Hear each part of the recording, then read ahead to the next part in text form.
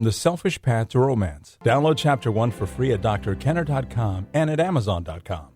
I told a guy I love him. What I meant to say was, oh, I love that. But I got so caught up that I yelled out, oh, I love you. And then all of a sudden he got this look on his face like Indiana Jones running from the big ball. Well, Roz, do you love him? No, but I said it, so he should have said it back. It's just polite. There is no more emotionally charged phrase in the language than I love you. Some people are just incapable of saying it. It makes them too vulnerable. Now, is it emotionally charged? Think of the times that you've said, I love you in life, or you've heard people say, I love you to you. And some came to my mind. I've heard people telling their cleaning lady, I love you. You know, they hang up on the phone and they say, I love you. And it's just a flat voice. I mean, this differs from being in watching a passionate romantic movie. And the husband and the wife, not the husband and the wife, let's just say the man and the woman have gotten together and they're in this wonderful, warm embrace. And you're just waiting to hear those words where he says, I love you.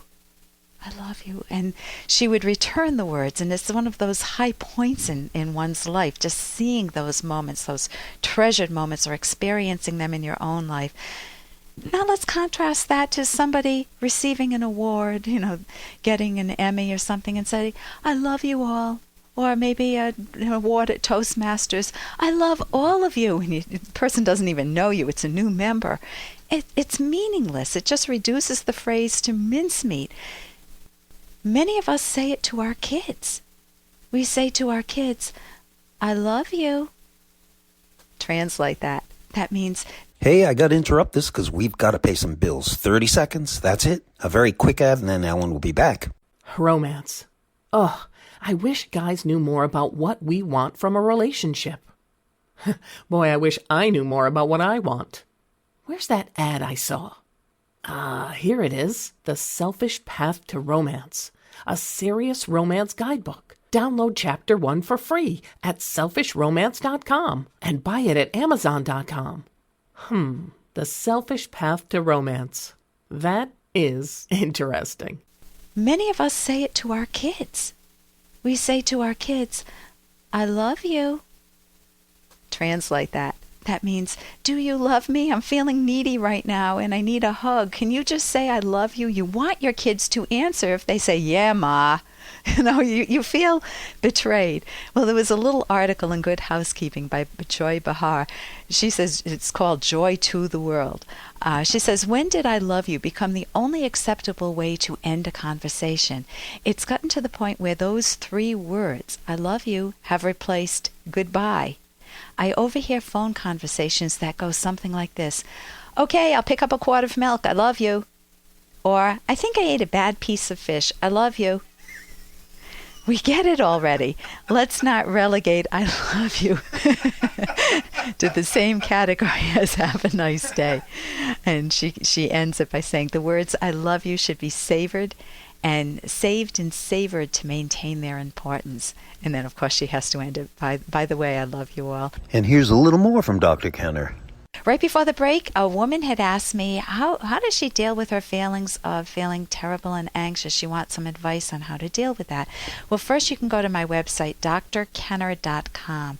And if I don't have the article still up on how to decode your emotions, we're going to check that right after the show. You can get the book Mind Over Mood, and there are many other books there that are excellent to help you figure out how to introspect. That's really what you're asking. What do I do with these emotions? And you don't just introspect.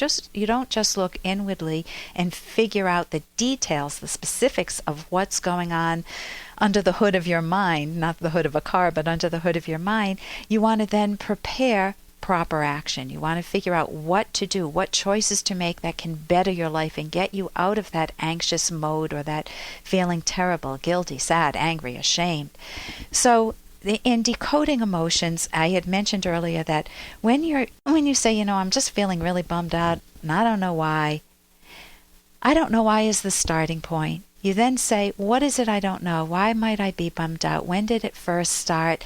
Who was I with? When have I felt better? These are all introspective questions, and they're wonderful questions. And if you sit down and journal, meaning writing it down on paper, you can shred it afterwards if you think your partner will find it or your kids will find this. But uncensored, let out all your thoughts and do the detective work that you would do in therapy. If you can afford therapy, go to therapy. Get a good cognitive therapist or a good therapist. There are good therapists who aren't cognitive therapists, but I happen to love cognitive therapy because it's skill-oriented. Cognitive is just a dressed-up word for thinking therapy. You figure out what's underlying your emotions. Let's take a little example with this. Let's say that this woman is very stressed out. She feels anxious and terrible. She doesn't feel good enough. Well, good enough meaning what? By her parents' standards? Well, then she needs to learn that it's her life. She needs to set her own standards. She doesn't need to be barefoot and pregnant if that's what her father wanted for her, that she can have a career if she wants it. If she feels not good enough in parenting her kids and she isn't a good parent, then she needs to get better parenting skills, and she can read books on my website, drkenner.com, that I highly recommend, by Adele Faber and Elaine Maslish. If she feels she's not good enough because she's in an abusive relationship, then she would need to figure out an exit strategy. And sometimes that's not easy when you're dumping on yourself just the way your partner's dumping on you. If she feels not good enough because she's had failed relationships and doesn't know how to find a partner and how not to wreck the next relationship, then she can read some books or learn some skills on how to make herself more lovable and how to feel more confident and pick better partners, pick better, and not understand what mistakes she made the last time, assuming they were mistakes, and not to make them again. And here's a little more from Dr. Kenner. Now, here's the dilemma that Adrienne's in. She's the woman that has the problem of celebrating her birthday on the anniversary of the death of a co-worker's child. Dear Dr. Kenner, I recently started a job where I work with a very nice gal, Judy, and have been to her house for candle parties. I guess she sells candles. And I have found out that this is the 1-year anniversary of her son's death on my birthday. I don't know what to do with that day approaching. She's still very upset, to the point that she will just start crying, and I mean heaving. I can't imagine what it would be like if I were facing that. What can I do to help counsel this woman? I have even told the girls at the office, please don't send me flowers on my birthday. It's some sort of tradition that they send it to everyone. But I was told, don't be silly. What should I do? Please help me with helping her through this time. Adrienne. Adrienne, I hear that you have 2 questions. What can I do to counsel her? And the other is, what do you do about your birthday? So let's take the first one. What do you do to counsel her?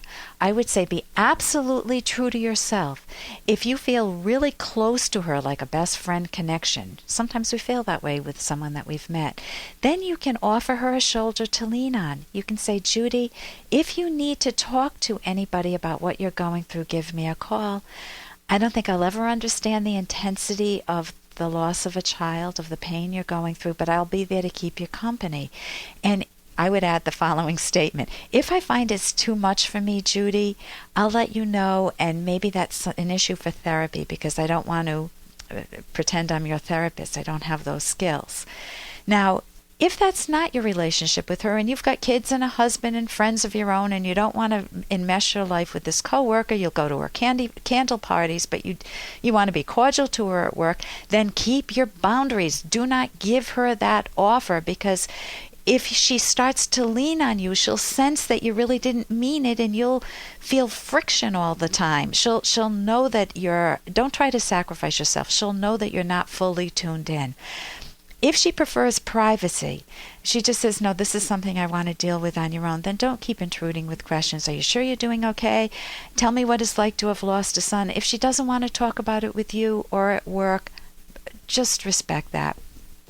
Everybody varies in how they want to grieve a loss. Many times couples get in trouble because one partner, if they lost a child, one partner wants to reconnect with life again, and the other partner is still grieving the loss, and they see each other as villains. So you don't want that to happen. For more Dr. Kenner podcast, go to drkenner.com and please listen to this ad. Here's an excerpt from The Selfish Path to Romance by Drs. Kenner and Locke. Think of your love relationship as a garden full of rare and valuable flowers, the most important treasure in your life. Growing a garden isn't possible by just loving it. It has to be cultivated. If you start a garden and then neglect it, the plants will slowly wither and die. Cultivating a garden is an ongoing process requiring continuous thought and action. The same is true of love. If you truly value your partner, how do you show it? Here are 7 ways to help you both feel truly cherished. 1. Work to understand your partner. 2. Encourage your partner to pursue his or her values. 3. Communicate constantly. 4. Show concern for your partner's welfare.